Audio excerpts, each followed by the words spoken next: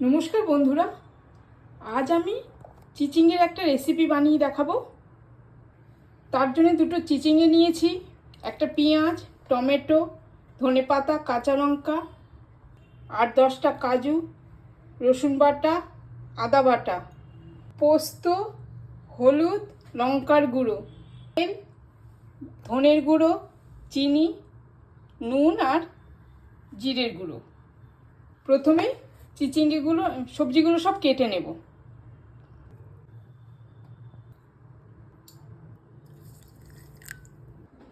প্রথমে গ্যাস জ্বালিয়ে কড়া বসিয়ে দিলাম, দিয়ে দেবো তেল।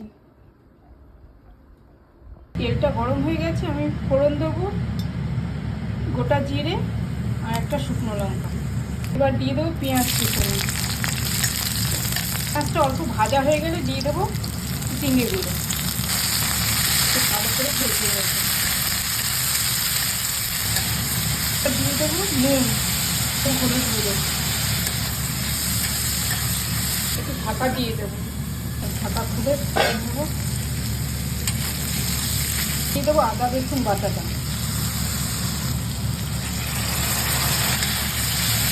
করে মশলা কষাতে কষিয়ে নেব।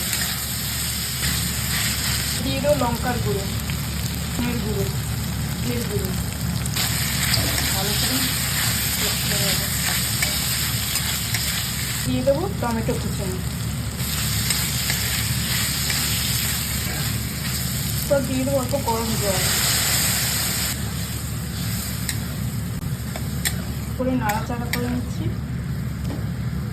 কাটিয়ে দেবো পোস্ত আর কাজু বাদামটা বেটে নেব। একটা খুলবো, দিয়ে দেবো পোস্ত আর কাজু বাদাম বাটাটা,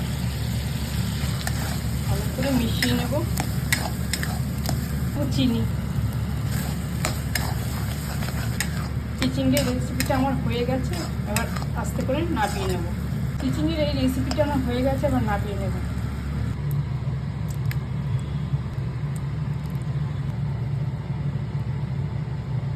এই রেসিপিটা ভাত রুটি দুটোর সাথেই খুব ভালো লাগে।